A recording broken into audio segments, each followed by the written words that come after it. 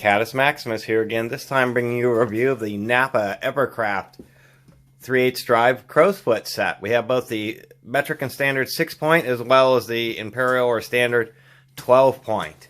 I ended up getting these two sets and I really like them. They're actually not badly made at all, and of course they're a 6-point, so you're really sure to get those flare nuts off, such as brake lines and air conditioning lines, all sorts of stuff. I got the 12 points because they're also very handy. 12 points, obviously, it's much easier to position the socket than with a 6-point. Now, these flare nuts are pretty good quality for their price, but I wouldn't say that they are the absolute best. Let's go and take a close look. Here's the Imperial, and they're actually, they're not bad. They really have a nice fit and finish.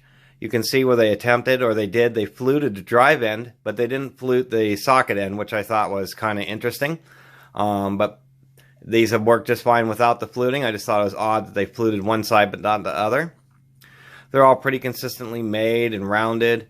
They have nice consistent grinding on the buckle, so there isn't a wild variation. The only real issues, if I hold it like this, you can see, like this one, for some reason is at a steeper angle, and what's going on with this 5/8 is that they have not machined the square exactly in line with the socket end. So that's one of the ways that these are a little bit cheaper, is things like that, where they may have an imperfection in the alignment.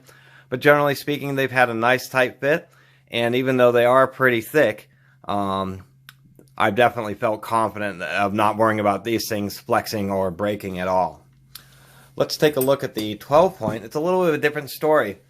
These are Evercrafts, but they didn't bother to actually label these at all. There's a part number on them, but there's no branding.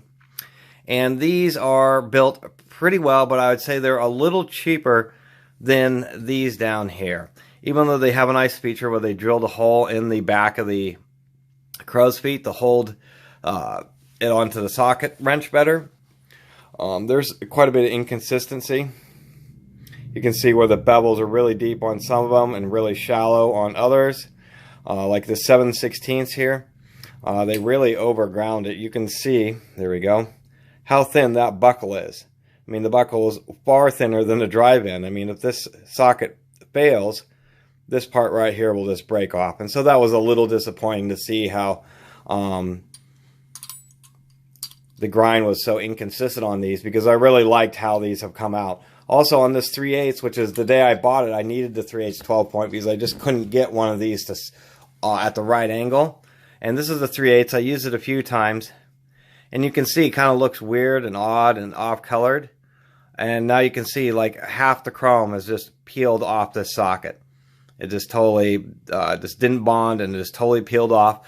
What is interesting is where the laser etching was, it kind of burned the chrome into the socket, so the chrome is peeled out all around where it was laser etched, but the number is actually still there.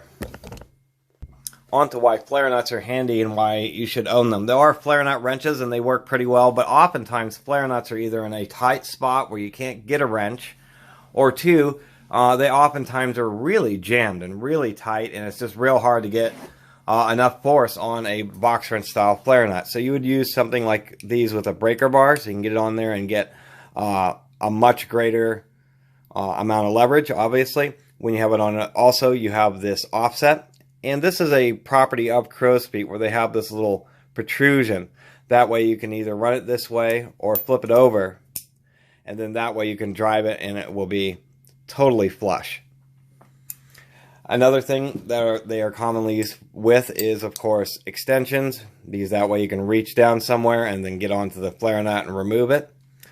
A third option is, yes, you can use universal joints with flare nuts, but you do have to be careful because it's a real high stress operation.